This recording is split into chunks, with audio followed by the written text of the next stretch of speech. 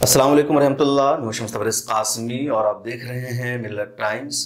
Screen पर सबसे पहले इस खातून को देखिए। ये खातून इस वक्त सुर्खियों में है, इस वजह से है क्योंकि इन्होंने इसराइल को ज़बरदस्त तमाचा मारा है।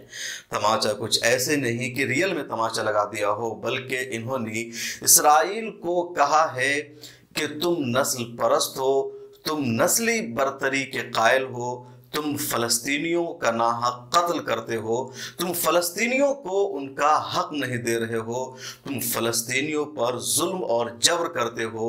इसलिए हम तुम्हारे मुल्क को या तुम्हारे मुल्क के किसी भी अदारे को, किसी भी कंपनी को ये इजाज़त नहीं दे सकते हैं कि वो हमारी किताब से, हमारी ज़ात से ज़र्रा बराबर भी माशी तौर पर फ़ायदा उठा सके, हमारी ज़ात से अपने मुल्क के लिए कोई बेहतर काम कर सके।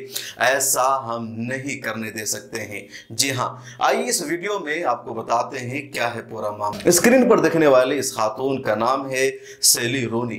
30 साल इनकी एज है और आयरलैंड से इनका ताल्लुक है। इस वक्त जो लोग नावल निगारी की दुनिया में बहुत ज्यादा शोहरत रखते हैं, उनमें सेली रोनी का नाम नुमाया है। नॉवेल लिखने की वजह से, फिक्शन की वजह से दुनिया के कई बड़े बड़े अवार्ड और इनाम सेली रोनी को मिल चुके हैं। सेली रोनी की एज इस वक्त सिर्फ 30 साल है। आयरलैंड से इनका ताल्लुक है और इनका 3 नावल दुनिया भर में मकबूल हुआ है। पहला नावल इनका 2017 में शाये हुआ, जिसका नाम था कन्वर्सेशन विद फ्रेंड्स। इस नावल को दुनिया भर में मकबूलियत मिली, खुद इसराइल में भी इसे बहुत ज़्यादा पज़ीराई मिली और इसे पढ़ा गया। दूसरा नावल इनका 2018 में शाये हुआ, जिसका नाम था नॉर्मल पीपल, आम लोग। इस नावल को भी दुनिया भर में मकबूलियत मिली, हर जगह पसंद किया गया।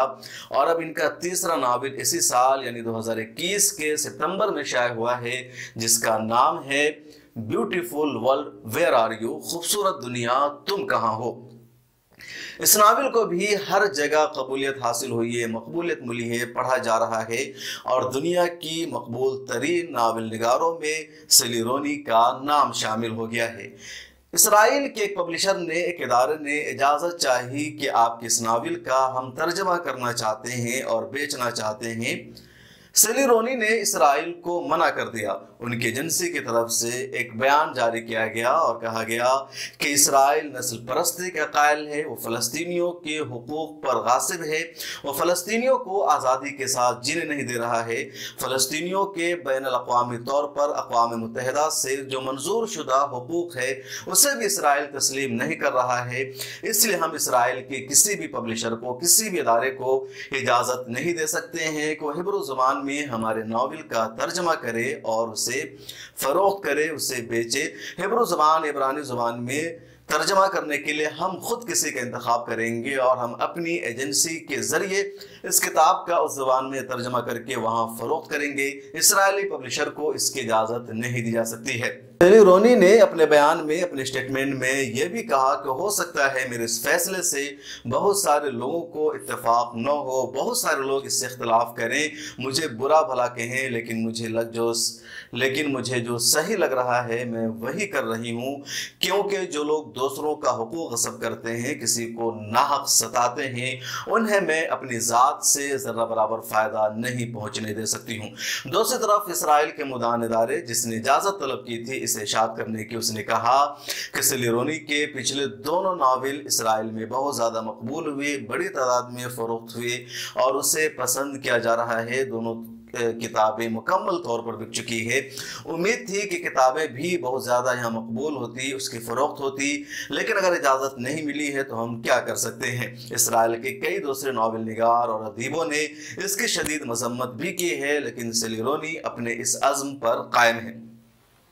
ये तो एक वाक़या हुआ सेली रोनी का कि उसने एक तमाचा रसीद किया, थप्पड़ मारा इसराइल को और कहा तुम नस्ल परस्त हो, फ़लस्तीनियों के कातिल हो, जालिम हो, इसलिए हम तुम्हें तुम्हारे किसी मुल्क के ہم تمہیں اور تمہارے ملک کے کسی ادارے کو اپنی ذات سے ذرہ برابر فائدہ پہنچنے نہیں دے سکتے ہیں۔ دوسری طرف کل ہی کی خبر ہے کہ بحر احمر میں اسرائیلی فوج کے ساتھ متحدہ عرب امارات اور بحرین کی فوج نے فوجی مشق کی ہے اور اس میں امریکہ کی فوج بھی شامل تھی۔ یعنی دنیا کی تاریخ میں پہلی بار ہوا کہ بحر احمر میں اسرائیل نے باضابطہ عرب ممالک کی فوج کے ساتھ جنگی مشق کی ہے۔ جس بحر احمر سے گزرنا اسرائیل کے لیے مشکل تھا، اس کی ہر ایکٹیویٹیز پر نظر رکھی جاتی تھی کہ اسرائیل کوئی ہنگامہ نہ کر دے، کوئی جاسوسی نہ پیدا کرے، کوئی خطرہ نہ پیدا کر دے۔ اسی اسرائیل کی فوج نے متحدہ عرب امارات، بحرین اور امریکہ کی فوج کے ساتھ بحر احمر میں جنگی مشق کی ہے۔ متحدہ عرب امارات میں اب اسرائیل کا جھنڈا لگا ہوا ہے، تعلقات قریب ہو گئے ہیں۔ 6 خلیجی ممالک میں سے 3 کے ساتھ تو تعلقات اب بڑے گہرے ہو گئے ہیں۔ اگلے مرحلے میں کن ملکوں کے ساتھ تعلقات سنورتے ہیں یہ آنے والا وقت ہی بتائے گا، ہم آپ سب کو اس کا انتظار بھی ہے۔ بہرحال آئرش مصنفہ آئرلینڈ کی اس خاتون ناول نگار سیلی رونی کے بارے میں آپ کا کیا خیال ہے؟ انہوں نے صحیح کیا نہیں کیا؟ کمنٹ سیکشن میں اپنی رائے ضرور دیجیے۔ ملت ٹائمز کو آپ کی ضرورت ہے، ہماری آپ مالی مدد کریں۔ ہر مہینے صرف 100 روپے اور 1 سال کے لیے 1 سال صرف 1000 روپے۔ رقم بھیجنے کے لیے یہاں دیے گئے فون پے، گوگل پے اور پے ٹی ایم نمبر کا استعمال کر سکتے ہیں۔